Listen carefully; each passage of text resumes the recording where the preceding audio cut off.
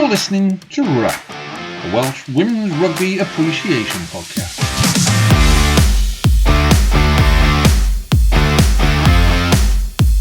Hello and welcome back to the Welsh Women's Rugby Appreciation Podcast. Tonight we are going to be telling you all about the first two warm-up games that Wales women played as warm-ups for the WXV. We'll be then previewing the WXV itself, and then we'll be covering any bits of news and gossip that have come out of the Wales camp lately.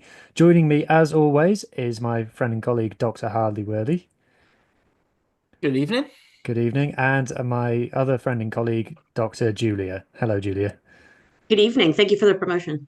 Yes, unfortunately, Dr. Friend and colleague Shans is not available tonight. She's on holiday in Spain. Is it Spain she is in? Yep, she's in the Canary Islands. So shout out, Shan. Hope you're having a nice holiday, but she's not here. So we'll speak on her behalf. Everything that we say, Shan agrees with. I was just going to say, she told me already. She co-signs everything I'm about to say. Excellent. Right, so where to begin? It's been a while since we've last all sat together and talked about women's rugby. We're building up to WXV, as we've said. So we'll talk a bit about just WXV itself towards the end, but we've got two warm-up games to cover. We've got the Scotland game and we've got the Australia game. Now, one of those games had a good outcome. I was about to say one of those games was good. One of the games ended in a good way. The other game did not, and unfortunately, because of the way that we experience time in a linear fashion, we have to speak about the one that was bad first, and that was the game against Scotland. So we went up to the Hive. Was it in the Hive? Sure was. Yeah, unless they've changed the name again for more sponsorship. Went up to the Hive and played a game against Scotland. A game of two halves, I think it's fair to say. So after this game, Certainly. Johan Cunningham said, ignore the results, pay attention to the performance. So, Harley, how would you rate the performance? Can we break down the performance into a few things? So let's start off with, we'll have goal line defence, we'll have general defence, we'll have attack, and we'll have kick chase. Right. Okay. And absolutely. in fact, what we're going to do is we're going to take goal line defence, and I'm going to give that a solid 8 out of 10. Because, yes, Scotland did score, but we held them up so many times. There's a lot of laughing. Everything else, absolute garbage. Some more garbage than others.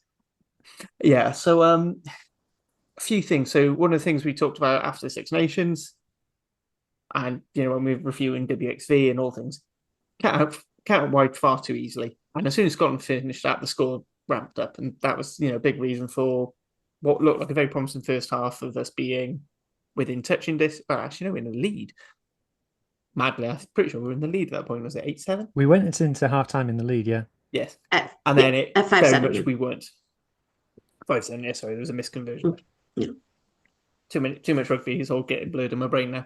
But then as soon as Scotland went, oh, wait, we can run around Wales because they're always incredibly narrow in defence because the centre partnerships tend to be quite slow. So the wingers have to be in that bit further because the 13 isn't going to be able to cover the space. Attack, it looks like you've got Flaky George said, right, pretend now you've never played rugby in your life. Pretend now you have not won back-to-back Premiership titles and play like that. Because the Flaky George of Gloucester and the Flaky George of Wales are two different players, and I'm convinced somehow they've picked up there's an evil twin, and she's the Well, one I who's will playing say that the WRU stock photo of Flaky George does not look like Flaky George at all. So maybe it is a different person. There is also something to be said. I mean, the difference between playing with Gloucester and playing with Wales.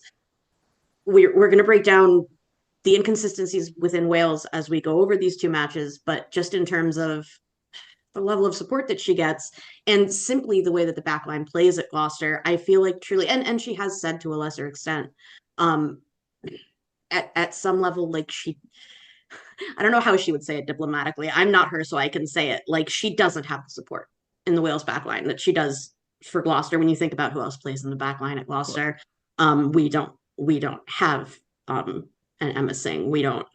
There's a lot we don't have. But as much as I love Kira Bevan, she is not Mo Hunt. Exactly, Kira Bevan is incredibly good at what Kira Bevan does, but what a Mo very Hunt brings different to Gloucester is. very different. Exactly.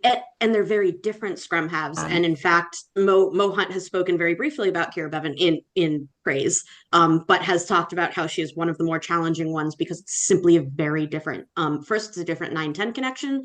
And second of all, Kira is unpredictable in her own way. She's got her own tricks. We'll talk about those, especially we'll be able to talk about them in the Australia game. But in terms of the support that Flaky has, it's easy to pin it on her. We pin a lot of problems on the 10 for Wales rugby in general. But I think we do have to get into, and I think Harley, you'll be able to speak to it better, but we have to get into the what I would call critical weaknesses, mostly in the centers, but even the wings. You can have Jasmine Joyce all you want. That's one person. And if she can't get the ball, that doesn't matter anyway. And in terms of her defense, she's a winger. You shouldn't be relying on her. And for me, I didn't think of that. Is it worth trying Jazz Joyce in the 13 jersey? So I've wondered that too, especially because she is strong for a winger. I think it would be okay. My big thing, and another thing that we saw when we get to Australia, and that we will remember from her amazing time over the Olympics, is she's a great tackle. She is phenomenal. Exactly. You're setting off my Josh Adams at 13 twitch when you say, goodness, great okay. defensive wing, let's put him at 13. I was worried. But yeah, no, I would like you guys to carry that. I'm not a backs analyst, but it's something even I see, and I feel like that's got to mean something. I'm a futility back 5 forward because I'm equally shit across all 5 positions. But I'm adding that to my dictionary immediately. Yeah, it's my thing. Futility back. Futility player. There we go. I said I was the Josh Turnbull of Sidmouth 2's last season. I played pretty much in everywhere in the back 5, although nowhere near as well. I thought you were going to say that you won 3 Grand Slams with 0 minutes on the pitch, but I mean, to be fair, Wales won 3 Grand Slams, and I didn't play a single minute in any of them. So, I mean, that is fair. Sticking back to this Scotland game, then. So the first half, as you said, Scotland had 1 try disallowed and 2 held up in that first half. Mm-hmm. So when people were saying, "Oh, we're winning, cool," I was like, "Yeah, but we're not really winning." And then in the second half, we became really not winning, not even technically.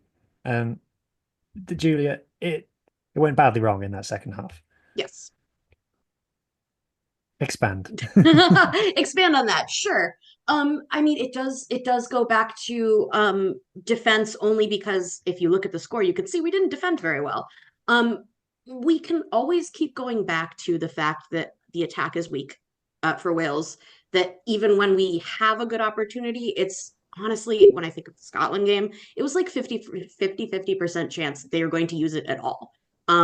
We are still having ball retention problems, both in keeping possession, which is crazy considering who we have at breakdowns.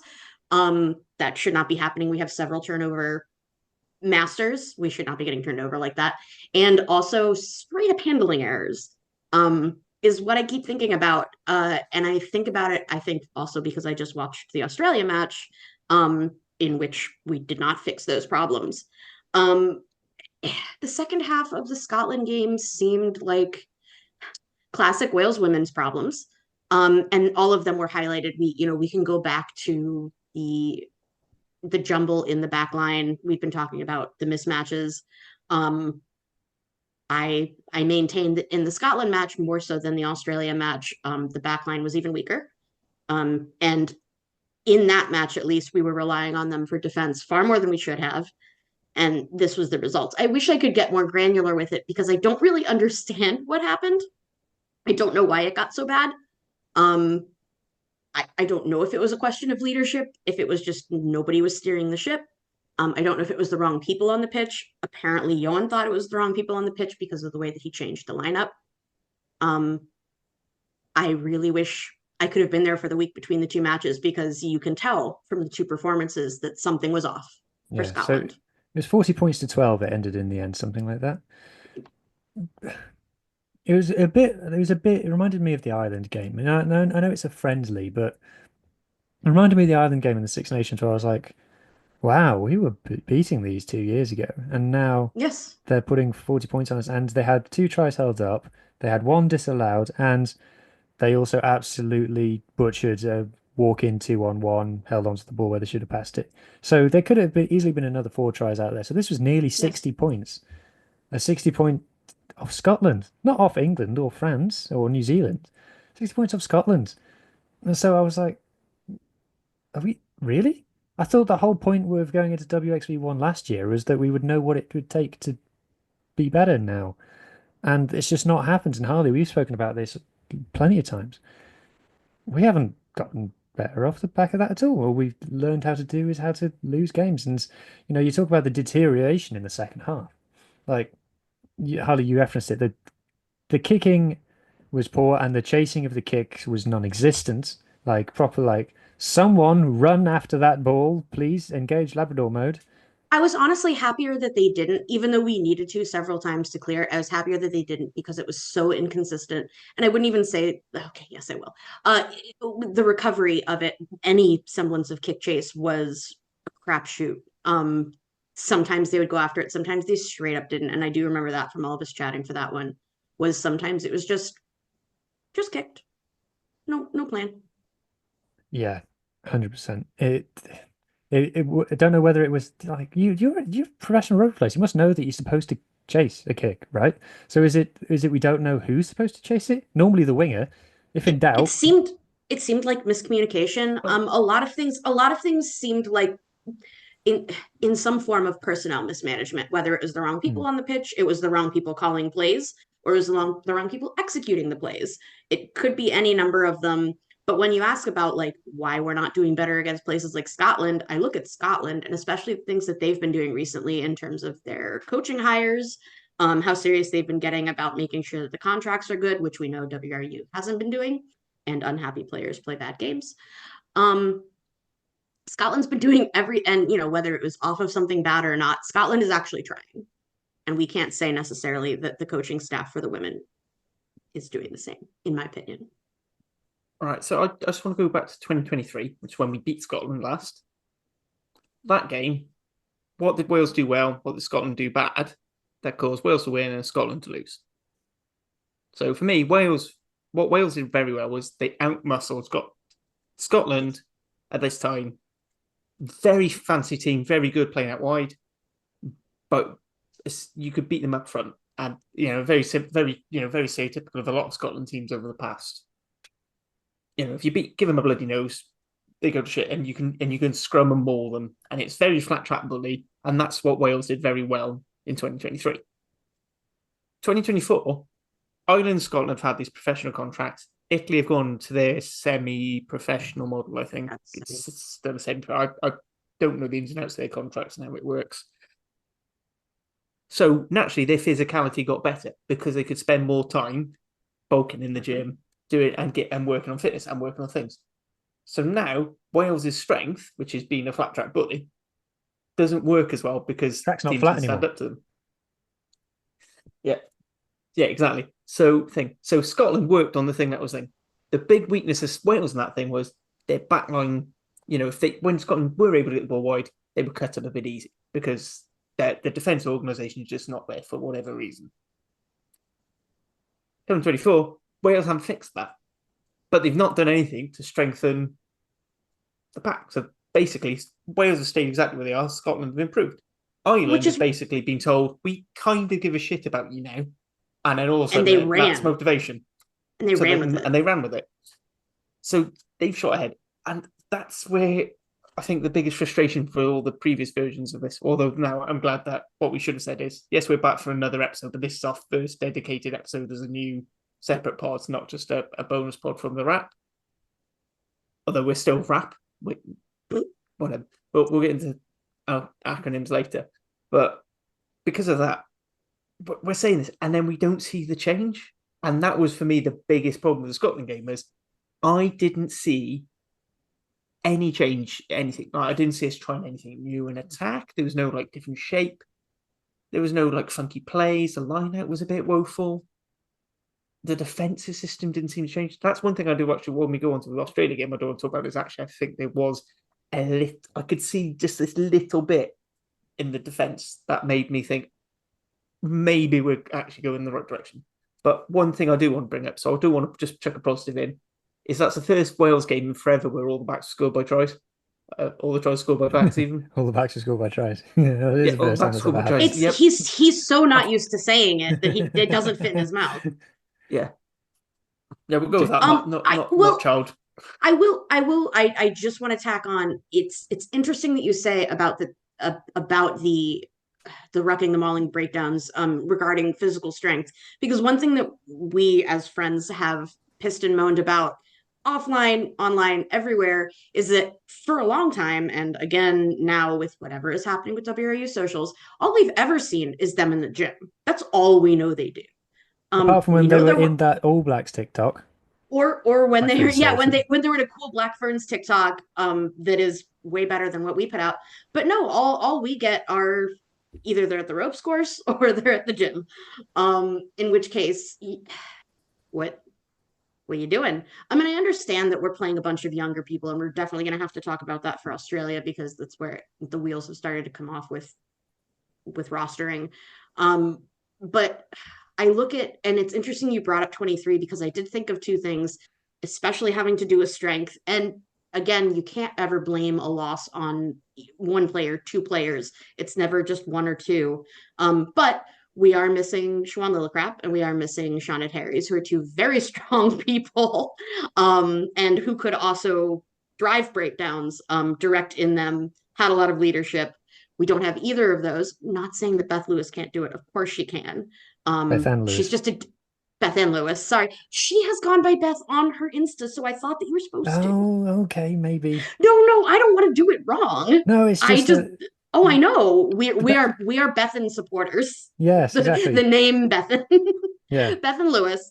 And I know how to pronounce it. It's not Beth Ann. So yes, we've got Bethan Lewis. We've got Butch when they deign to play her. We've got people who can direct it. That said, definitely when I think of 23 and I think of that kind of super strong pack, I'm thinking about people that we aren't seeing as much. We've also got people injured again for some reason. Oh no, Glenn Crabb was in this game. Wasn't in Australia, but lots of people that you rely on for strengths. Not here. Well, we'll talk about selection in a minute. Sure. After the game, Johan Cunningham comes out and says, I should say that if our recall of this Scotland game is a little hazy, it's because there have been no official highlights reels put out.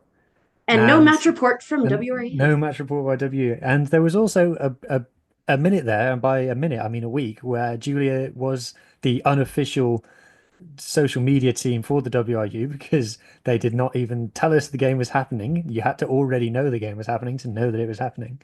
So you have to bully them. Yeah, which eventually worked, but it did. They just started sharing Gwen Crabb's reels. Yeah, nailing it. The players started doing it themselves. After the game, Johan Cunningham comes out and says, first thing that he says is, we need Wales fans to ignore the result. And that's a trigger point for me. Immediately, I'm like, no. Who says that? This isn't pre-season for your whatever seconds. Well, I was going to say, this isn't your high school team. We're not saying, come on, girls, like you're still going to get to nationals. You're the senior team. And it matters more. It matters more for the women's team, because there's like a whole generation of young girls and women who are looking up to this team, and they've got nothing else to look up to. So and they have to decide if this is the team that they want to strive to play for. Why not look at league or another sport if they're not going to support you? But this is what they get. So if you are getting battered week in, week out by our nearest rivals, it really, really matters. Winning is everything. Winning is everything. Yes. Winning makes everything better, and losing makes everything worse. We've seen this in the men's. And having the mentality to pursue it as well, even if it's elusive. All I'm saying is explain Dragonflans. I wouldn't even dare. But we've seen it in the men's national side now, where because the team is losing so much, journalists are starting to fish around for negative stories. Like there was one story in the Mail that they've cut the costs on how much money they're spending on flowers for the reception hall. Bloody WRU, absolute shambles. And it's like that kind of thing comes, and Sponsors will become less interested, crowds will go down. Losing makes everything worse. So it doesn't matter that it was a friendly and a warm up for the WXV. It's still really bad. By the way, when you lose a warm up or a friendly or a preview, it makes the people not watch you in the actual tournament. You know that, right? Especially Yeah. for something like WXV where they're going to be playing in South Africa. Well, all right, it's good that they're not in one this time, because if they were in one, it would be even harder with the difference. I guess it's great that they're in South Africa, so hopefully people in Europe still tune in. Yeah. But the big thing about Ewan coming out and saying don't pay attention to the results, it sounds a lot like don't watch the rugby to me. It's very peeing on your shoes and telling you it's raining. Yeah. And it's insert my normal rant about stop with the losing now It's is the good loser because it means we'll mentality. win later. It's the No, it loser isn't. mentality. Winning is Yeah. good. And then he says, "Oh, and it's good because we had 6 under-20s players in there." I'm like, "Oh, fantastic, cool." Okay. Did That's that also how not great, by the way, but okay. did, did that go well, Johan? How do you feel about that decision now to select them? Do you think it was a good plan? What Did I they what benefit from that? what Did I we don't benefit from understand, that? he never wants to address that. He will sometimes address selection before a match in print. He will never get in front of reporters and talk about why he made the choices that he made, what is actually difficult. He'll come out and he'll say, we had a really hard, and he always says it, by the way, so it's kind of lost meaning. It was really hard to make the choice. Everyone's a winner. Everybody got a little trophy that says, like, I went to the gym today. Okay. Who's gonna be best? Do you know? Have you been watching? Who do you have confidence in? Because it sounds a lot like he's just giving platitudes. And when you get platitudes, you think, like, doesn't really inspire But he confidence. was giving lots and lots of young players opportunities. It was a completely fresh team, Sure. apart from Cecilia Tuipulotu, who played in both games. But apart from that, and Gwendolyn Pierce, who played in both games. And Beth Ann Molly, Lewis, who played in both games. Oh, and Apart Molly from, Reardon, apart who from played that, in both games. and Kira Bevan, who started both games as well. But apart from that, and Clayton George, who played in both games. Everybody else was completely. I think Jazz Jazz did Joyce as well, but we would Jazz never. I played was in gonna both say games. we would never And just that, pin but everything that on she was the Jazz. only one, and Jenny Hesketh also played in both games. But apart from that, completely fresh team. Completely fresh, and by the way, on purpose, not because of a shortage. Exactly. So going on from that, then we then started getting the noises of discontent, kind of emanating through different ways. So what we got was Scrum 5 saying, WRU have confirmed that the contracts are finally sorted with the women's team. And I was like, I don't recall the headline saying that there was a problem. And by the way, I have gotten back channel information that they aren't solved anyway, but not the point. So we suspected between us that something was up. And then we had this thing of like, and it's finally been sorted. Good news, everybody. And it was like, And you can tell because they're playing so happy. Yeah. So it's just like, this again? Really? This again? And then going into the Australia game, which we are going to be happy in a minute because we did win that. Going into the Australia game, we then had Kira Bevan's press conference. So Kira Bevan has been made captain, which is something I think that we support on this call. Good call. Absolutely. I still think it should be a back five forward or hooker, but we know a good choice in that. We know who we're looking for, and I do have a very as formed an opinion as I can get with, of course, again, no input from anybody with real vision into the team. I think KB was probably in his mind before the one that we all wanted. We could say it, we're all thinking Alcal. I think it's just an age thing, and then also, while I think it's nonsense, and the reason that she was forced out there is I think they don't like that she plays in London anymore. That's what I think it is. I think Kira's closer. Well, so I love it. I'm pro KB. I hope you see this. KB, great job. I loved it, but this is just my general belief that I don't believe please, backs should be captains. Okay. Remember, Kira is a lapsed flanker. No. Yeah, that's true. So Kira comes out in the press conference and she gets asked, "What should we?" Something along the lines of, "What should we expect for the Australia game?" You know, the classic underarm, like, "Are you Softball. excited for the game, Kira?" type thing. Yeah, yeah. And she she has a bit of a. She says the thing that she's been told to say. I was going to say she is extremely media trained. And then We can- she goes, well, it's not about winning, it's about the performance. But then she just starts to meander a little bit, starts going, of course, it's not about winning. We're not interested in winning, it's the performance. But winning would be good, obviously. But to win, you have to perform well. If we perform well, She would like to say how if she we- actually feels. if we perform well, the win will come with it. But yeah, it'd be pretty bloody good if we did actually win, you know. I mean, we haven't won in ages. It'd be nice if we actually won a game of rugby. But the performance is what matters. And it was kind of like, stop. Like, I can only imagine there was a press person at the back of the room going, Kira, stop talking.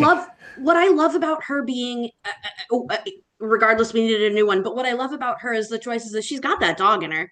Like, we know, especially if you are a Bristol fan, we know, like, loves to win, knows how to win, and is very happy to encourage the people around her to win. It's not an effort to her. It isn't like subtracting from her game. It doesn't distract her. She likes to power up people around her. It killed me that you could tell exactly what you said. All she wanted to do was say, like, we're going out there to rip their heads off. We're going to do it. That's what I want to hear. That's what we all want to hear. So sorry, go on. So I think was it before the Australia game that the actual squad for WXV was announced? Yep, Yes. in between the games. So big. And by the way, who we played in Australia is not all the people going, but go on. So the big name omissions were Lisa Newman, Gwyneth Hopkins, and Crab as well. Was that the other one? Was there anybody else? Any other big names that we missed out? I mean, considering actually, I thought she played quite well and scored the try. Meg Webb, I thought was, and you know they made big sometimes of her coming back. I am a Meg Webb apologist. I was gonna talk plenty about what I think was a very obvious lack of Meg Webb in Australia. I think it was extremely foolish. A, not to have her in that game, and B, not to bring her, especially now that whenever we move into the Australia thing, we know we have a center shortage.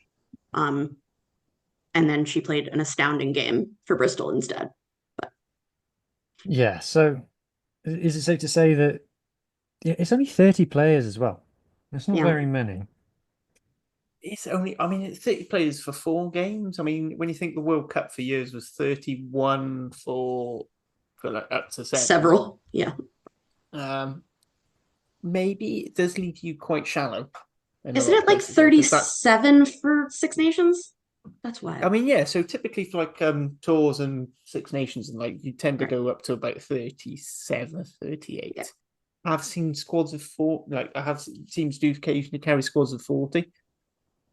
A lot of, I mean, that's usually with like a few apprentice players, whatever. But that means, or you know, test starting hooker, uncapped hooker is. But I was going to say, the men's. God knows now we wish that we had.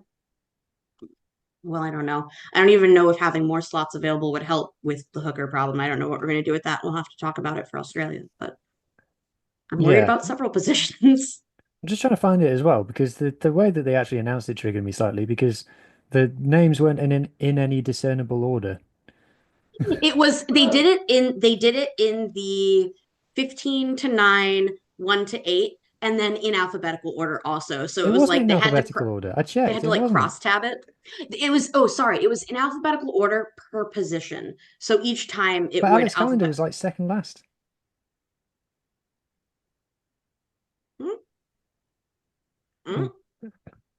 I wonder what that means. I don't know. Oh, yeah, I can't tell. Had she played the last 2 games? I don't know.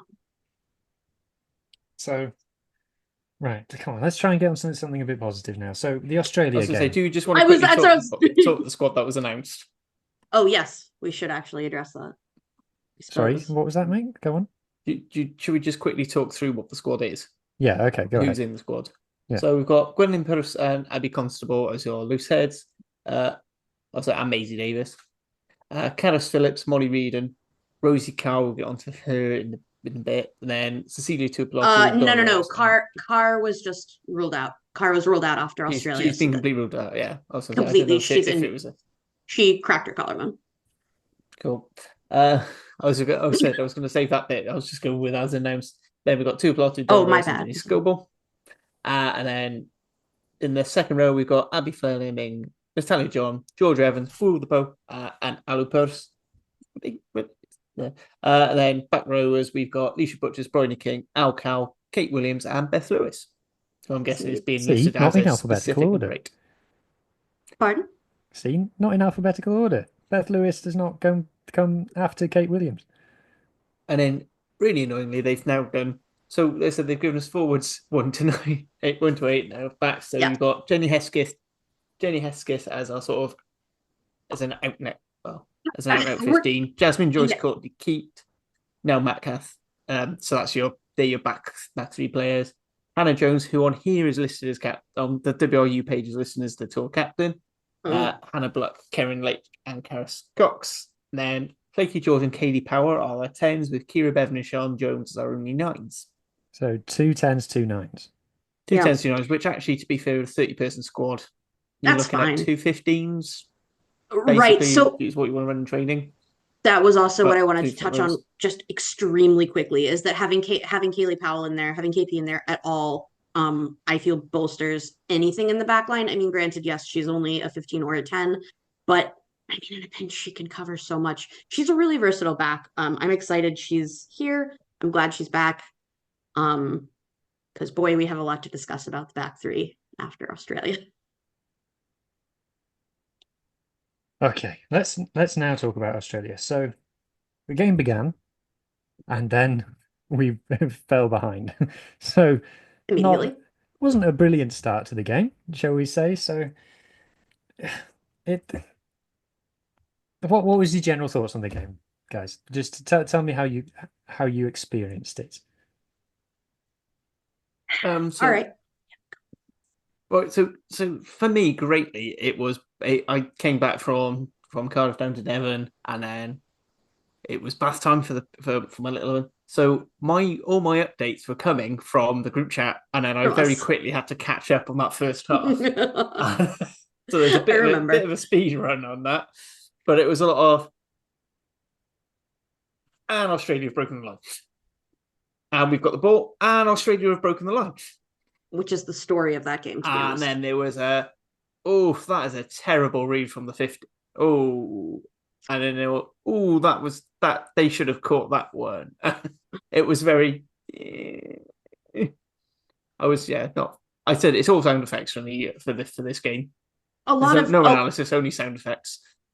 Especially a lot of the positives that we just touched on from Scotland, I feel were regretfully not present, especially the line defense. That was a big problem. I will just touch it straight out of the gate, because it hurts my heart to say it as a Bears fan and as a fan of her personally. Jenny Hesketh had a really bad game. There is an entire reason that a few of those tries happened. And again, I am never one to just try to blame one player, but there were a few instances that I think maybe shouldn't necessarily have ended up as dire as they did. I think going forward, they're probably going to have to rethink the 15. There was a lot of running line defense problems. There were a lot of line breaks. Australia ran very hard. I'm not sure what Jo Yap has been doing, but it's something that she's done with a lot of her other teams. She did it at Worcester. But she inspires a lot of confidence, especially in attack, in ball carrying. We saw that definitely in the Australia game and in the way that Australia improved from the last warm-up that they played, which also didn't go their way. They were out for vengeance. We were out for vengeance, and you definitely saw it. It was a close game. It went down to the wire. We do have positives to talk about for this Wales team, definitely. But I will say that the discouraging part was that we saw some backsliding and some stuff that we had gotten really good. And I think it might be down to there was a lot of roster shuffling, both because of injuries and because of Johan said he wanted to. There are some really interesting things to talk about there between the two squads that were played. But actually, you are putting up stats right now, and yeah, actually, we had a great day for lineouts. We didn't have a great day for restarts, but we Yeah, rarely do. so Go on, please. it's kind of like we were saying to them, "Hey Wales, stop being just a scrum and maul team." No, wait, not Exactly. like that. No, wait, And not like that. No, and there were a lot of chances taken. Sorry, go on. 50% scrum success on our own ball. I should say that scrum stats are quite misleading because they only take into account your own putting. So we had 50% Oh, success on okay. our own putting. So Okay. that doesn't account for the number of times that Australia shoved us backwards. They also had almost double the scrum or over double the scrums. Yeah, which is, that was the thing that we're supposed to be That good happens. at. Well, Yeah, I for mean, good at. Go on, Harry. I think the problem is if you look, that's 20 scrums in a game. That's very high. That's very high on Right. For professionals. Like I was saying, there were a lot of handling errors. I understand that they don't have it here in these stats. In fact, if you scroll up a little bit, you'll Oh, see. no, I do. Turnovers Oh, okay, lost. yeah. So Okay. 17 by Wales, 15 by Australia, which is not I mean, the worst I've ever seen. It's not the worst. The really good thing, and again, this is in context of comparing it against the opponent that we had. But if you look down there at the penalties conceded, we did do a lot of cleaning up with penalties, which is great. That said, we saw the turnovers. Yeah. Doesn't always matter. 12 kicks isn't enough kicks. This is the most That's across the women's game, to be fair. This is the most interesting one. All of the best stats are map related, is my opinion. And I agree. this is a fascinating one. 52% of Wales's possession was in Australia's 22. Wow. How did we manage that? So there were quite a few instances where we managed to basically force Australia in because their kicking actually out of hand wasn't particularly good, similar to ours. Distance, some teams just aren't very good at exiting with distance. Yeah. So we sort of pressured them in, but then we couldn't really do much. I mean, saying that, we did score. The tries we did score were all 5 quite tries. range. 5 Molly Reid to, 5 got tries 2 to off 3. walls. 5 tries to 3. In fairness, there was one chalked Australia try that I don't necessarily feel maybe should have. Obviously, the ref did. Great. Awesome. I'm a Wales fan. That's great to me. But it was close to say the least. It was definitely not one team strongly over the other. Yeah. So Wales had 85 rucks in this game, which is so the reason I'm looking at that for people who aren't statty. Oh, I care very much. The reason that I'm looking at how many rucks they had is because if you don't have very many rucks, then your percentages can kind of be misleading. So a high percentage of not a lot is still not a lot. But 85 rucks is quite a lot. So we did have a lot of ball in Australia's 22. We had a couple of opportunities. I'm thinking of the one where I can't remember who it was, absolutely should have scored in the first half, and just the ball just went into her face, into the ground. Was that Karis Cox as well? I believe so. Might have been. But yeah, go on. Those kind of things I can kind of forgive. If we are focusing on the performance, then But I'm look like, at that. well, Line breaks to 9. 2 line breaks is not very many. So that kind of tells the story To of 9. that kind of tells the story of we relied quite a lot on our maul in this game. Also, the oh my god, sorry, chat. Yeah. The post contact meters is not good. We should point out because we do have audio only listeners. Oh yes, so we've currently of course. got the Rugby Pass stats at which we'll put the link for this in Absolutely the description of the show just to make so you can see. But basically, post contact meters, Australia got 323 to Wales's 143, and that was with only 9 more carries. So that's a lot. I mean, that's a big difference. I'm telling you, back of the fag packet maths. That's 3 meters per carry to just over 1 meter to carry. It's the brave hard carrying. When you watched Australia in comparison with this Wales that we had, it looked stark to me. And again, I'm not even a backs knower. I don't even know that much about backs play compared to other stuff. Yeah. But the confidence, the trust in the people around them, which I'm sure will be shown in some way in the offload stats as well. Whether it was confidence or skill, they had more of it. One offload by Wales, one successful offload by Wales in this game. Sure. Again, not very many. With watching Australia, I was kind of like, go round us. You're trying to go through us a lot. Yep. Go round us. I promise that will work. I think they capitalized on exactly what Harley had pointed out, is that compared to a lot of other teams that Australia plays regularly, which is another thing Australia and Wales don't play very often. And there are several Australian players who play in the PWR, so they've played a lot of these Welsh players. I think they probably did know that they could, and did, as we see, just crash straight through. I don't know why Australia or why Wales wasn't ready for that. That's kind of like rugby 101 stuff, especially if you see a bunch of like really muscular girls. We did not react. Yeah, let's talk about some good players then. So Kate Williams comes out of the stats very good across the board. Fantastic. So where was she playing? She was a flanker in this game, He no? was playing open side for this one. She was playing 7, yeah. So the stats drops, or if you do like a count of who has the best numbers, it's normally wingers and flankers that come out the best of it. But reassuring. Actually, having said that, women's rugby is a bit different. You do get kind of quote unquote weird players getting incredible stats sometimes. We Like get if a I lot go of props. Props Yeah, usually is if a I big go thing for to- women's. Yeah. if I go to meters, let's just see who's top of the meters carry. So Nell Metcalf, Kira Bevan's And- quite high up there. Sure, but Kate Williams is the second. That's not nothing. Again, that's quite. It's about right because this is just meters carried. It's not post-contact meters. It's not No, it's not meters. post-contact. Right. So actually, it makes sense that a winger carries a lot because coming back from running it from deep when they do actually kick. 2 line breaks. Yeah, I thought Nell Two line Metcalf breaks, actually had both an by Nell incredibly good Metcalf. game from the wing. Yeah. Actually, it was quite. Oh, in this quite game, telling I when was she got brought like, into the start. in this game, So- I was like, I'm begging you, use the other wing, please. Like, I'll show you this. I checked this earlier. Hang on. Defenders beaten top. Jazz Joyce with 3. Is as expected. Yeah. When she did that, I don't know, because I think she only got the ball once. I think she must have beat them all at the same time. Yeah, I think there was this one. She got the ball. He in did midfield have. once I was going to say and she broke did have through. one insane. It's probably the run. one line break as well. To be fair, She had one insane run. Yeah. Yeah. Tries 2 from Molly Reardon, who came off the bench.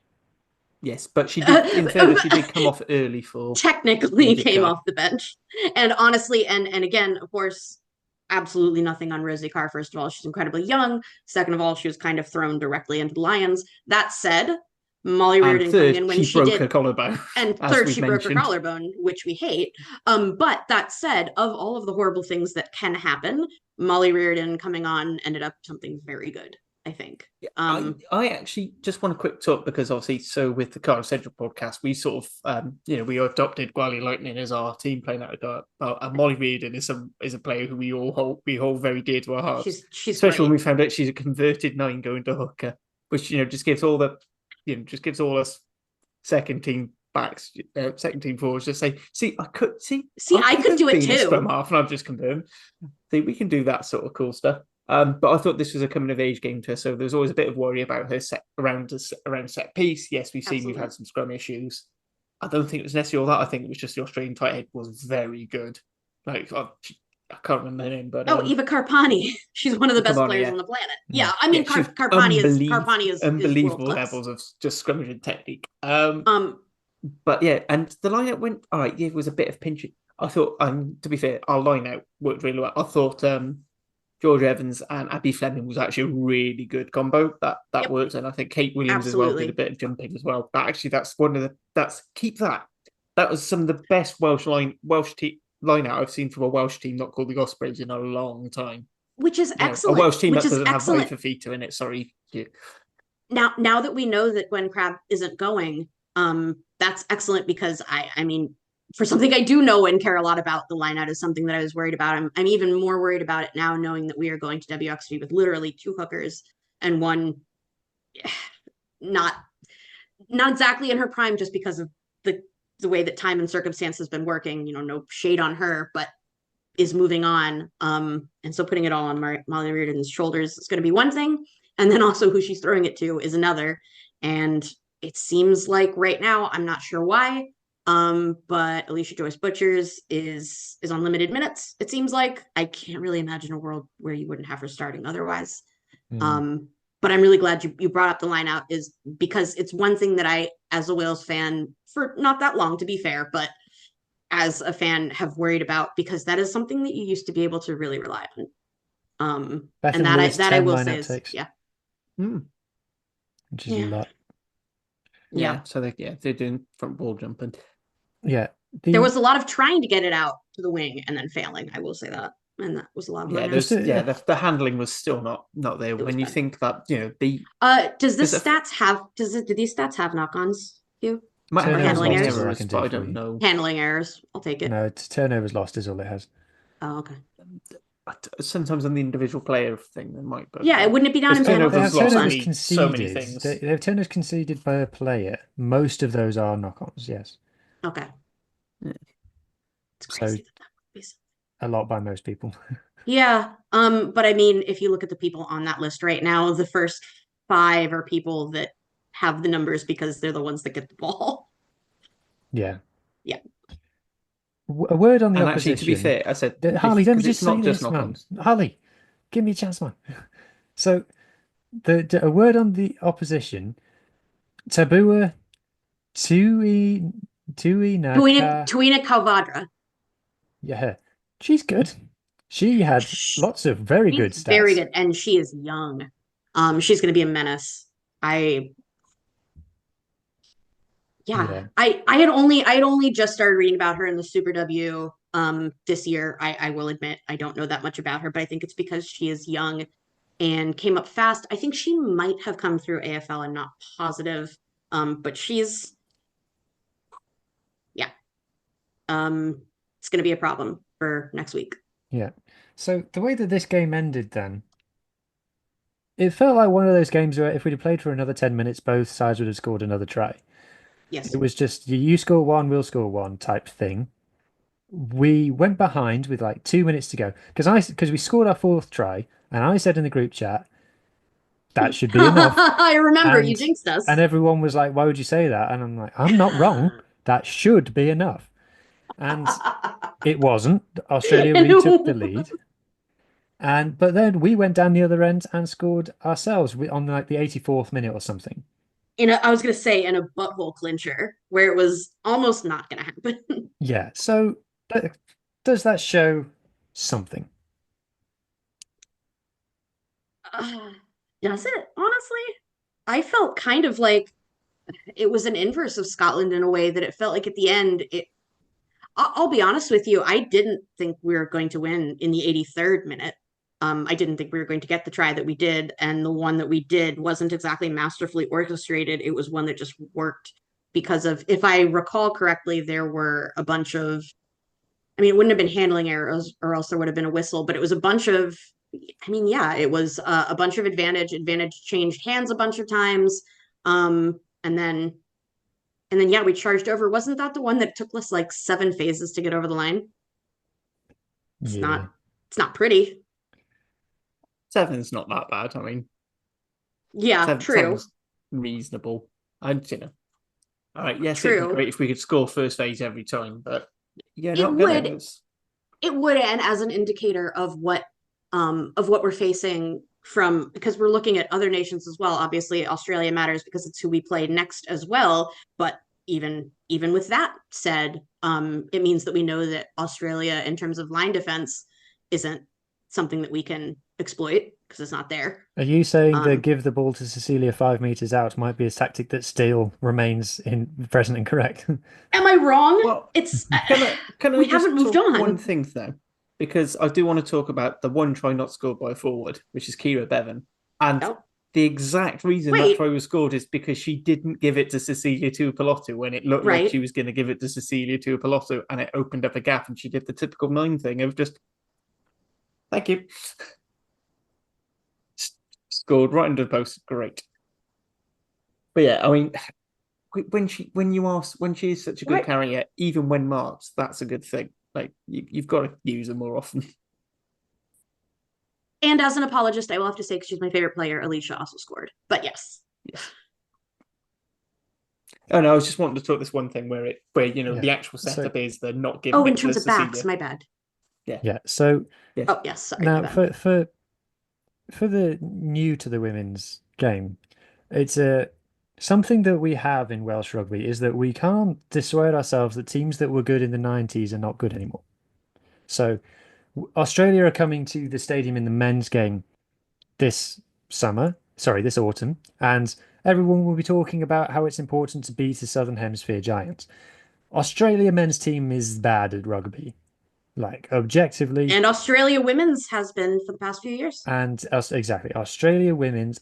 This was our first ever win against them, but I think that probably speaks to how infrequently we play them, rather than anything else. Because Australia women until also not very good. Until WXV, we were only playing them at World Cups. Yeah, so the Ireland absolutely battered Australia a week ago. Yep. So yeah, so you can. It's one of those you can look at the scoreline like we won by 7. We won by a 1 score. We won by 1 score. And At it was home. again one that I do not feel was a given. It could have just as easily not happened. Yeah. So if I just have a quick look at this brings me on to the next thing that I wanted to chat about is the World Rugby rankings. Now, Excellent. they've come in for a lot of stick in the past, and I would actually argue that the men's rankings at the moment actually pretty much make sense. I think the one that's a bit out of place at the moment is Argentina, but this isn't a men's rugby podcast. The women's world rankings, on the other hand. Well, certainly after the other day. Was it the other day or was it today that Australia beat South Africa? Argentina beat South Africa. Technically yesterday, within the last 24 hours. Right, that was a lot. Anyway, the women's rankings, complete shambles. Like, what is going on here? So England move and shift so easily. England top. Everybody would agree with that, and it's a big gap. Then there's a lot of points down to New Zealand in second, Canada in third, who were pretty much neck and neck. That will change hands quite a lot. Yes. France then come next, fourth. It's good so far, right? Good, yeah, I agree with this. This is all completely correct to me. Yeah. Fifth, Scotland. Fifth through ninth is always, yeah. Oh, okay. Scotland, fifth best women's team in the world. Kind of right now, yes. I'd say between them and Ireland, isn't it? But it's not actually that different. And I think I really look forward to Scotland playing Ireland. I think we have to wait for that for the next Six Nations, which is fine. I think if they both go the way that they're going right now, like I think that's gonna be really close.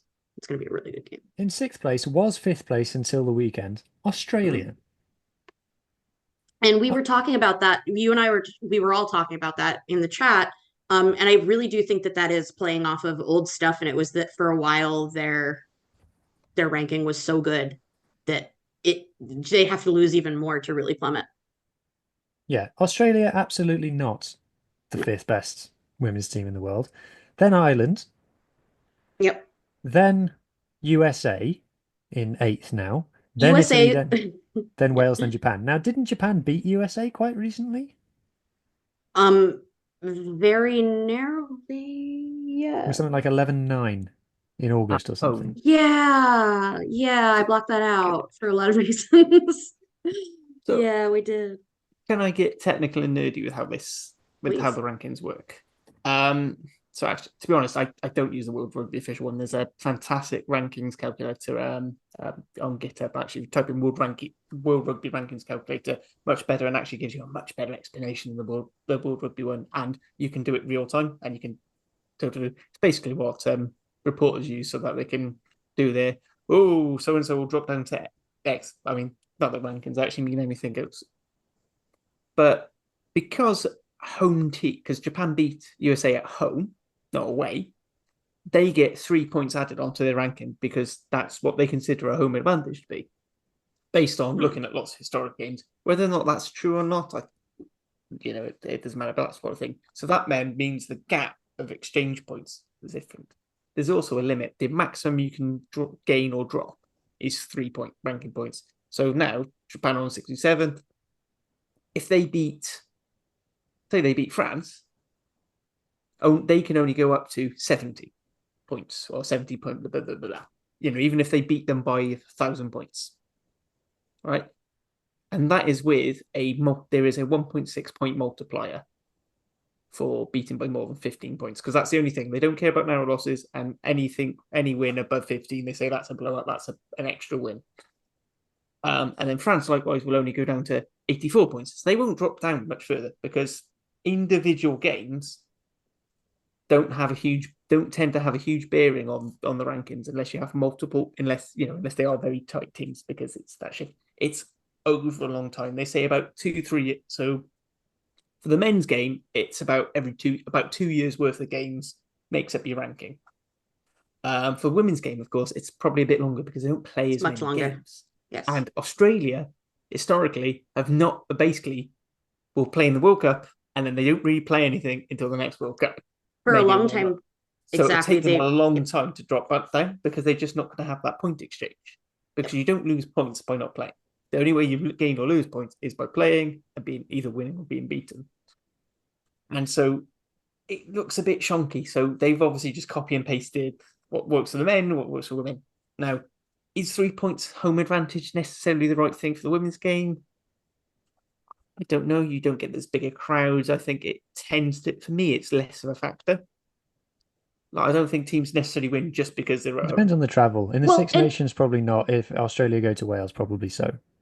Yeah. And also, and then does it need to be more? And as I said, because this system is set up for, it works better the more games that are played by more teams. The other thing is, it's the ranking of the teams you're playing. If you're playing lots of really good teams, you'll get the issue that Italy forever has in the men's Six Nations. Is that right though in the women's Portugal. though, Julia? When you were saying that it wasn't weighted in the women's game? I know that it isn't weighted. It's not weighted the same way as it is for men. I didn't actually understand the way that our dear friend Hattie explained it. Shout out Hattie. I don't understand how it works. And also, I would like to make a very small note to what we just said. Actually, we won that game. That was why I blocked it out. It's because we won that game Okay. against Japan. Yeah, by a late penalty. I was like, why don't I remember a horrible loss that would hurt my heart? But yes, there isn't the weighting, which is true.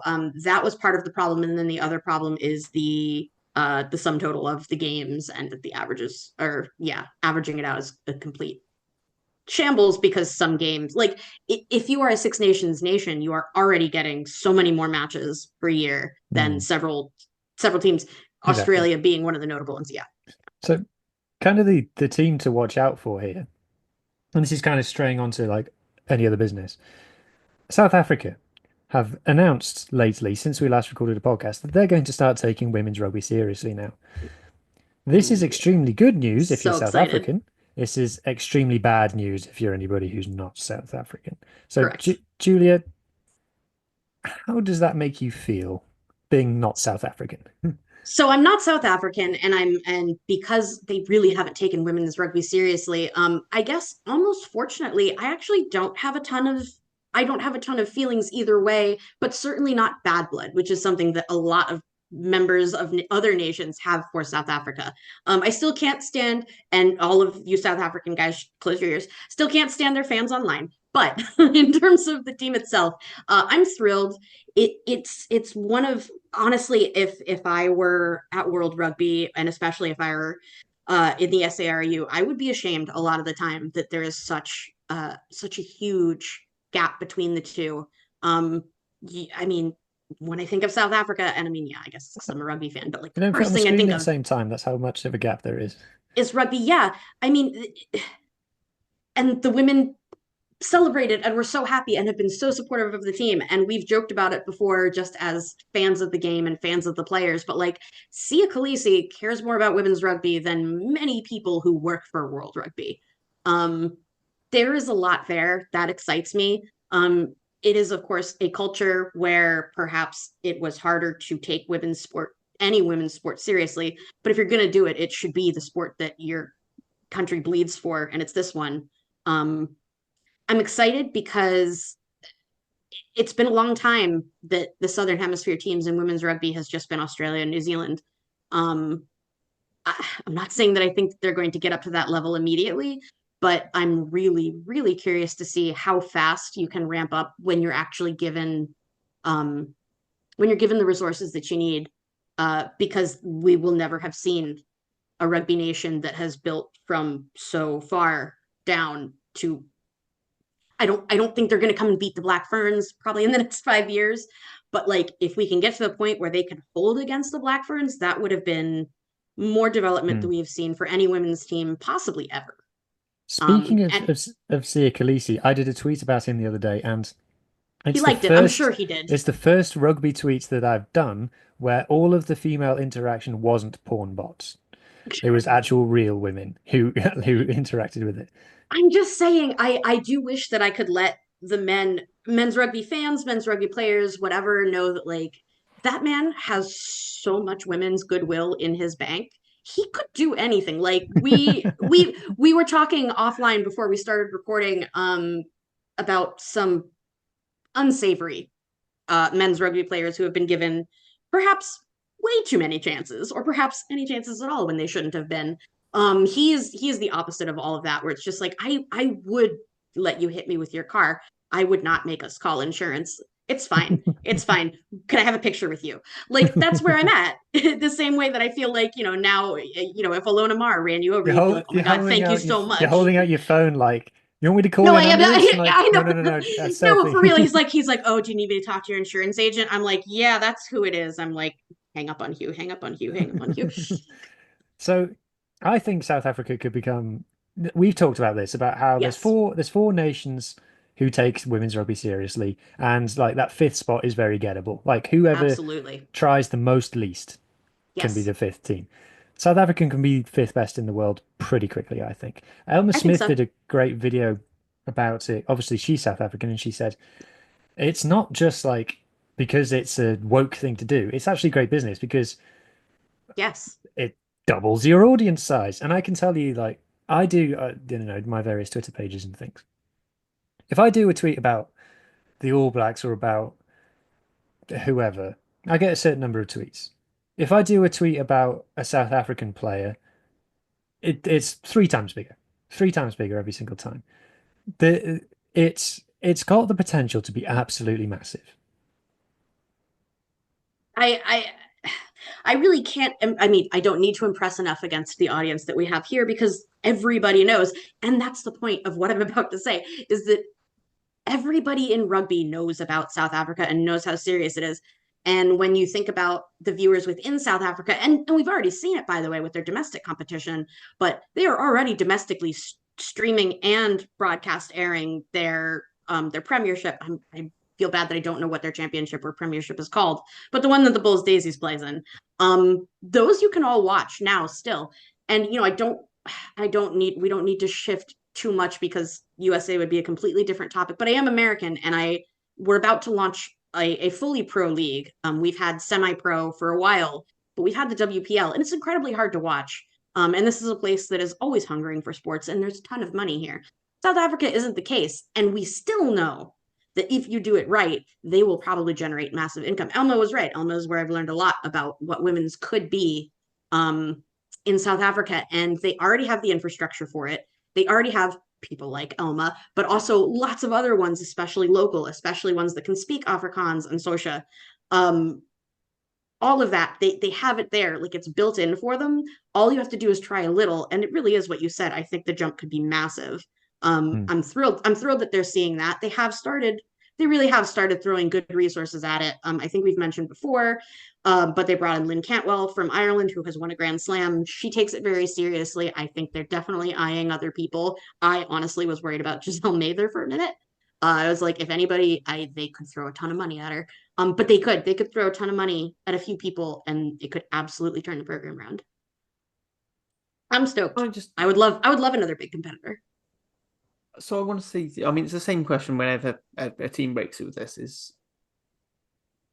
because the money's great, but the other thing that they'd need is regular game time. Right. And where would we do? Because if they're I don't think they're going to have the same sort of traveling as thing. And they're going to have to try and go on time zones, so similar to how South African pro teams in the URC. Or is it going to need to be we're making a new rugby championship, perhaps maybe with you have Canada, USA, Black Ferns, And then the original join in? the original Pacific Four. You could. So there are a few things that people have been rumbling about, and it is because it is in such like an infancy stage. None of these are backed by science or anything. For if people are thinking that like I am authoritative, I'm not. But there are a few ways that it can go.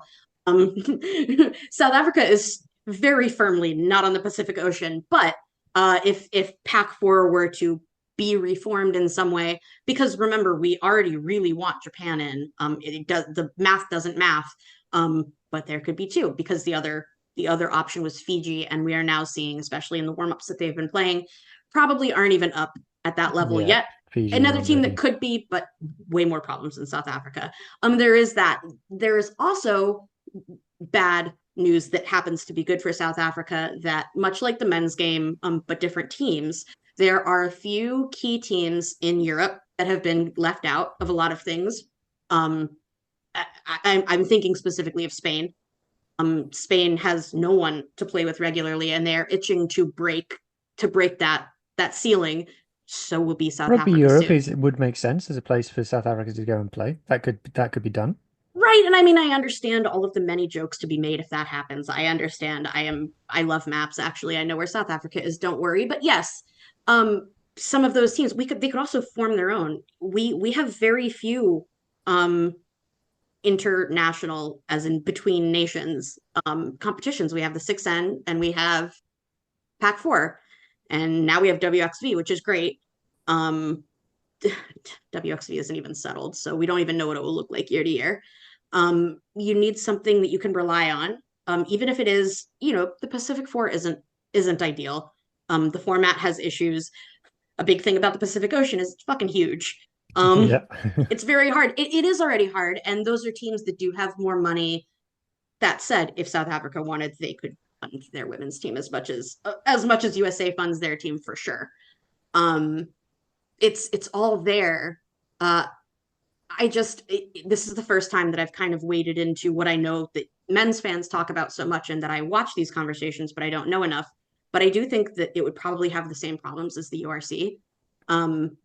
It's really hard to ask any emerging rugby nation to spend that kind of money and to figure out that kind of time. Because remember, again, even though ideally they will all be pro by then, all of these women still have jobs. They have to be able to travel. It's why I think the domestic competition has become so strong before they have also emerged as a strong national team. It's, at least you can drive within South Africa. I think South Africa can go basically, who wants to come play us? And teams will go and play them. Like the WXV2 is already hosted in South Africa. I was just going to say, you're very right. And I know that that's true, because after the last WXV2, when it was in South Africa, everybody who went talked about how much they liked playing there. All of the USA girls, I watched all of their media. They were like, I had never been to South Africa. It's one of the coolest places I've ever been. I hope we're in 2 again next year. All sorts of stuff. Please hope for 1 next time, but it's fine. We are in 1 now, but yeah. Yeah, so otherwise, I think South Africa will get stuff. Like New Zealand will go and so. play them, because they've just got that thing. Like someone in Rugby Absolutely. New Zealand will be like, okay, Absolutely, we'll go and do that. So I don't think that's a problem. Or knowing them, they'd be like, you know what? I was going there next week anyway. Why don't we just bring the team? I mean, they could. They've got this huge tour that they're going to bring on, mixing with men's. Yep. I could see them being even if, it'll be, and they'll see it as charity, which is shit. But fuck it, if it gets a game on, right now. I mean, because the big thing they were talking about, and the same thing, and it's the same issues when they talk about it with South Africa, when there's ever talk of shake up at the international scene. So, same playing teams in Africa, and you're just like, the quality isn't there. I mean, for the men's, the closest one is Namibia, and Namibia will play, they'll play like Kenya or Tunisia, walk it, and then they get absolutely dicked at the World Cup. Yep. I think it's probably Kenya's probably the best team. I was just going to say African team thing. So I mean, don't look. If we're looking at the difference between the South African teams, wow, I have to do a lot of scrolling down. Yeah, Kenya. Yeah, so I was going to say, so South Africa does have Kenya. They do play each other regularly. The 3 that play super regularly are South Africa, Kenya, and Madagascar. That's one of the many reasons why we're thrilled about seeing Madagascar in 3. Not necessarily because we think they'll do amazingly. I'm going to spoil it for everybody. They're not. Unfortunately, they just lost again to Kenya. I was going to say I saw that score. It was 68-17 or something Yeah, along those yeah. lines. Yeah, I was watching that game. I will say that the Mackies had some stuff going on that I think should probably be evened out. Well, actually, no. WXV is coming up really fast. Never mind. But at least something to look at. But yeah, the fact that they got through and Kenya didn't was kind of a freak accident. They've got those three, which is great, but three nations at that level does not make. Especially when two of them yeah. aren't at that level. That's what to be fair. That's the big to them, thing. yes, I know how huge rugby is in Madagascar, and both goes with, but the women's are the ones who are actually getting a lot more game time. And we can't. It's still not the exactly, and we can't dance around it forever. It's not a comfortable thing to talk about, but we do have to talk about it when we talk about this region. Is that they also, every member of those nations, or every player in those nations, also every person in those nations, faces a bunch of issues just day-to-day life that we don't. And a lot of the challenges that there are to playing rugby at an elite level have nothing to do with their fitness or nutrition. So it's hard to predict because of those items, and we do know that no matter how much heart you have and no matter how much you play and how much the people like it, Madagascar is a good example. It's not going to make you a good team overnight. The process will be longer. I think South Africa worries about that, and I think that it's always hampered their progress in terms of women because there isn't anybody to play. You're right. It's something that I don't think about that much because when I think about the immediate region, it's kind of like, well, it's not their fault that they can't. There's just no one there. They're at the bottom of the continent. So just to round out the chat on South Africa, the last thing that I'll say is I think more people should have been more pissed off more publicly about the fact that South African men's had dominated World Rugby for however long, and South Africa women's was not even a footnote. South Africa Rugby Union should have been getting more stick for it, and I think we should be giving the thumbs up that now that they are trying, but it's like well overdue. So yeah, just to finish off the pod then with a look ahead to WXV, so we don't have to just talk about Wales. We'll finish off talking about Wales, but it's just generally about WXV. What's something that you're looking forward to from this tournament? I'm looking forward to the new teams. Like we talked about, we are going to see Madagascar in their first ever global competition, which is great. Honestly, we are hoping that this iteration gets us another step closer to like finalizing the way that it works.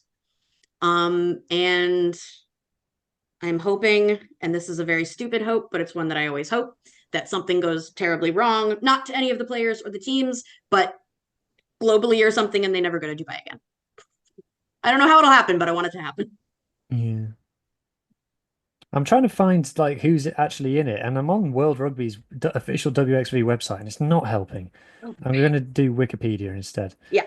Yeah. So, whilst just Googling, I'm going to go with my thing. So, admittedly, it's at the glory showy end of the WXV one, but for me, Ireland's going to be the thing I'm looking most forward to. Absolutely. Because I want to see where they are, like what Wales were trying to do with when they were in WXV1, but I actually have some hope that they will learn something from it. Yeah, see if they can learn when Wales didn't. And I particularly, probably a perceived bottom battle is going to be that Ireland USA game. It's probably going to be a battle for fifth as well. Yeah, sorry, Julia. I think Ireland there. Oh no, that's absolutely it. And I've had this conversation with several people who apologized to me, and I'm sad. Whatever. I really wish USA was in two again. To be honest, I think it's more where we belong. I am a very big USA fan. They are my first team. I love them, and I will stand by them. I do worry about WXV1, especially the very big progress that we've seen from the likes of Canada and to a lesser extent France. But I think the bottom fight will be Ireland. WXV1 is Canada, who host it, England, France, Ireland, New Zealand, United States. Canada, France is the game that's got everyone talking. That's the one where it's the best. It's like who's really the third best team in the world type thing. Yeah. But genuinely it's one of those. It goes back to these teams don't play each other very often. So these are two teams who we're not sure which one's best. And fortunately, in sport, we have a very defined way of finding out who's best. And it's by arguing on Twitter. No, it's by playing each other. So they're going to do that. So looking forward to that. The great thing is when Canada and France play each other, they can curse each other out bilingually. Beautiful. That is beautiful amazing. WXV2, interesting. I'm interested to see how Japan are going to go in this, Mhm. having given USA a very good game. Yes. And also, Japan women's team is similar to Japan's men's team in that they play quite a unique brand. So, Julia, I was talking to David Lawrence about this. Shout out, David.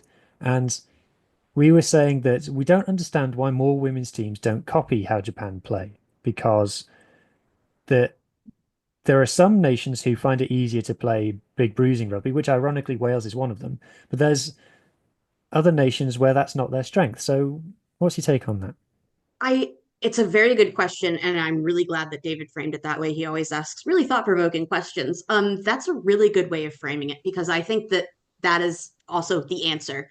Um, I think that it is. I mean, we know that it's a difference in physicality. I I have a little bit more of a misty woo-woo view of perhaps why. And I do believe that there is at least a little bit of I want to call it psychology. I don't know, the ethos of rugby. It has always been being the biggest and the bruisingest and the hardest hits. And I feel like, especially for women, and for teams that are trying to make their name in the sport, and also the sport being what it is, I think there is a resistance to admitting perhaps that you aren't as strong as your competitor. Not that that's actually what it is, but it's the perception of that. And I do know that because I've heard it from commentators when I've watched Japan women play with other teams. It's sometimes, even if they don't mean to, it sounds disparaging, but there is so much highlighting of the fact that they play for speed, and that they understand that they need to be evasive, perhaps more than being Eva Carpani, being able to just run through people.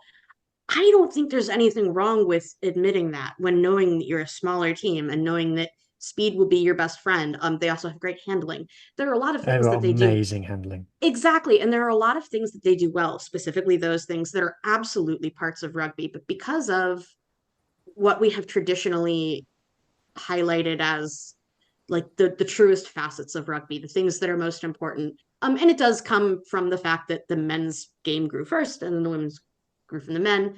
Um, I think that there is, and I think about, in contrast, Wales, especially Wales right now, because if we look at the girls on this team, and we separate how much they're always working out and all of that, they're not huge. These are not the strongest girls on the pitch. They're absolutely trying to be. And a lot of the time we see them trying to play that way. And in fact, we discussed it earlier. It just doesn't work, especially when you're playing against a team that is much bigger than you. Um, Japan looks at something like that and is very practical and has said, yeah, we're not overnight gonna nobody's going to be the size of Eva Garbani. Nobody is going to be the size of Babal Walacha. But Japan can absolutely play against the likes of South Africa because they figured out how to outrun them and they figured out how to read lines and look for breaks. They don't mind taking hints from their sevens compatriots. I think about some other teams, especially ones that rely a lot on brute strength, and they wouldn't be caught dead asking their sevens players like, how could I fix this or that. They don't mind. And maybe it is the spirit of rugby, maybe it's ego. Also, by the way, a lot of coaches are still old rugby men. I know that we complain about it in our chat, that a lot of coaches and a lot of administrators are still playing a rugby that is for men and is from 20 years ago. A lot of those people are coaches and directors of rugby. uh I really like Japan for that. And I always have. I understand that because other teams are just going to be bigger and still have some fast people, it's going to be harder. I'm not saying that they're going to sneak up on us and take the Black Ferns, but it's definitely a way to play. In terms of who could copy that or who could reproduce it in a way that they have, I don't know. But I really wish that we could break directors of rugby and break head coaches and attacks coaches and everything out of the mindset that we have to play the one way that we've always played rugby. It worked for them. It's working for other Asian countries as well. Yeah, so skipping on then onto WXV3. Fiji, Hong Kong. Hong Kong is going to be a big deal in rugby in the future because they have got money. Trust me, guys. Oh, they do. They have cash. Madagascar, we've spoken about. Netherlands, who I think we've spoken about in the past. Spain. Why am I hearing people talk about Samoa so much at the moment? That's a good question. Manusina has been having a pretty okay time. They've been competing just within Oceania. And I think they're doing okay. I don't think they're doing amazingly. Not really sure why you would have been hearing Well, I heard a lot them. of I saw that they won a game the other day, and their kicker, the place kicker, was really good, something like that. oh I yes, think yes. Sophie, of the the lady who's been on David's podcast a lot of times. I'm not sure, but yeah, that I mean that could absolutely be it. Unfortunately, place kicking never wins a match. I mean, okay, yes, literally it does, but in terms of like using it as a whole I would like to strategy is introduce you hard. to the 2012 and 2013 Wales team, which Ugh. was won basically on being able to kick more points than anyone. And actually, in women's rugby, it can make the difference if That's you true. have a good That's place kicker true. and a back kicker. No, you're right. So Then yeah, that might be it. And certainly, as we have discussed at length on several episodes of this podcast, kicking is always a question mark, often a problem for women's teams. So hmm. power to them. So Also, I'm wondering if it's the whole thing with the Samoa men where they think, "Oh, they're going to be big and physical." That's what And I. That's what. that That was could what I was going to could guess. blow holes through smaller team. Because looking at them, I imagine, other than maybe the Fijiana, who similar build, although I'm hoping they've got Yeah. a bit more They're hip vision. honestly the Fijiana are having a rough time right now. They also Yeah. just did a series of warm-ups in Europe and it didn't go well. hmm. I'm actually curious because in my mind I thought Fiji was going to be one of the contenders to win 3, but it doesn't look like that now. Okay, so let's pick our winners for each one. So WXV won, Red Roses. Anybody disagree? Nope. Yeah, I mean it's not the World Cup, so yeah, Red Roses. Yeah. WXV2. I think okay, wait. I think there's a very narrow 0 point many Harley is here, so I don't want to say anything stupid. Very minuscule chance. Just because it's at home and because they're on such a high, it could be Canada. But I No think it'll Sophie be the Red DeGoody. Rose. Oh, Yeah. Yeah. No DeGoody, no no, party. Sophie DeGoody. No DeGoody, no prize. So Sorry. who I really don't know who's going to win WXV2. Scotland? Scotland. Yeah. I'm going to for me, my money would be on Scotland. Scotland if I was going to bet on it. After the way that Mainly we saw them because play Scotland. I don't think any of the 3 teams in the other pool could beat Scotland. WXV3, Spain. Yeah, I guess probably the most consistent team. My answer there is probably Spain or possibly the Netherlands. Didn't Spain batter the Netherlands in Rugby Europe? A while Spain ago, better and most then people in Rugby Europe, so that's the thing. right, that's the thing though, is that Spain also doesn't belong in that championship. Spain belongs in our Six Nations the way that Georgia belongs in yours. Yeah, but the problem is which one drops out, or do you make it a 7 Nations and then there's all sorts of format issues? Oh God, and then everybody gets mad. No, I know. My answer for who for us would leave is not friendly. Answering any of them is not friendly, but it would be Wales. No, none can leave. None can leave. Yeah. That's the problem. And I don't think it's it would not be even worth a conversation having. Exactly. My answer is actually Italy, but it's just because I want people to fight with me. No, please don't. Anyway. So, and where do we think Wales is going to place then in WXV2? Who's Is the there an other argument to team say in that our we pool? should Because it's be the second Scotland best and team in Italy, it? isn't it? What was that? I'm just thinking who's in our pool. That's what I was saying. Is I'm trying to Because find then the pool. then I know which playoff we're going to be aiming. I forget which our pools are. Can you I think please we're playing remind me? Japan. We're playing Australia, Japan, and Italy as well. Weirdly. Okay, so I think Australia So again is going to be a toss-up. Japan, I think, oh my God, I do think that on the right day, Japan could beat us. In this current form, and now that we know that there's absolutely no no coherent line defense. Go on. It's a styles makes fights game that Yes. Japan are very well set up to exploit our weaknesses. That's But what I was we're going to say. also Is very well set up to exploit theirs. yes, it just so happens that we are like two Lego, like everything that they have, we don't have. Everything that we have, they don't have. Yeah. I And think because it's of the nature who's of least rugby. worse at their weaknesses. Yeah, the It's going to be nature. like if Wales can be slightly better at back play than Japan are at forwards and like the physicality battle, we might just edge it. And here's something: did Italy play any warm ups? I have not seen a single warm Yes, up. they played Japan. Oh, Japan won, didn't they? No, Italy won quite comfortably. Oh, okay. Well, then in that case, okay. Then I So feel we're looking at less South confident. Africa's going to be a third team in our pool, so I think Scotland's going to be top of that because obviously you've got because the weird way WXV is No question. Where just want to say, so you've got six people in the league structure. It's split into two pools of three, and then you play the three teams who aren't in your pool, and then you get ranked first, second, third, and that, and then you play a final playoff for all placing. So whoever's top of both pools, which I'd probably maybe go Italy and Scotland, possibly. I don't know. It depends on how Australia do.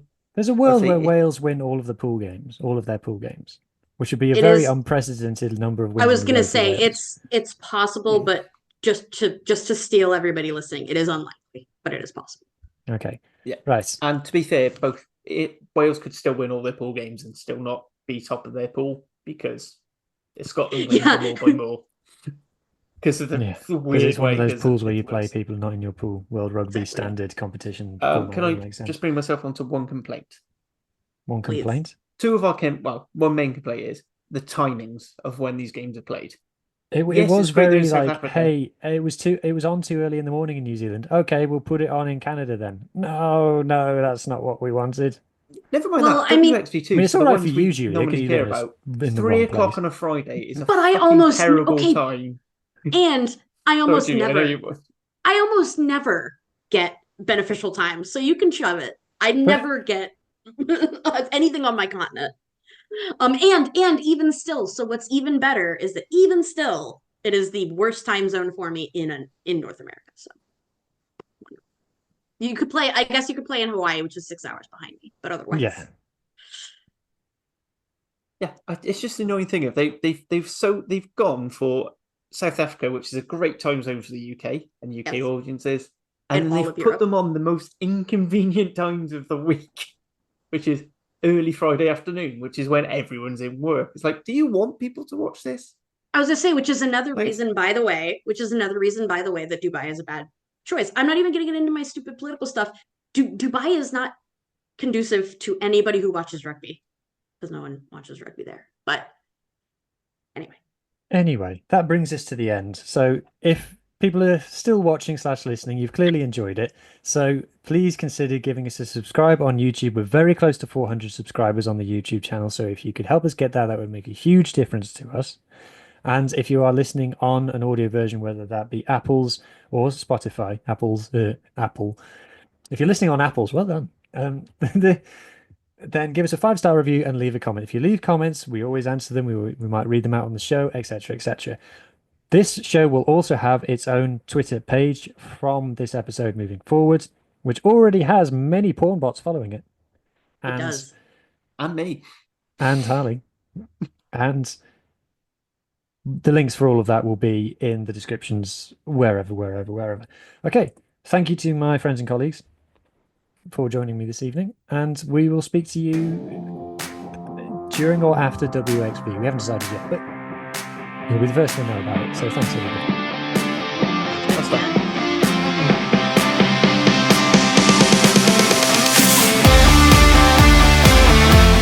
That was Hurrah, the Welsh Women's Rugby Appreciation Podcast. Please rate, review and share us on socials if you can. And join us again next week for more of the same. Until then, enjoy your rugby.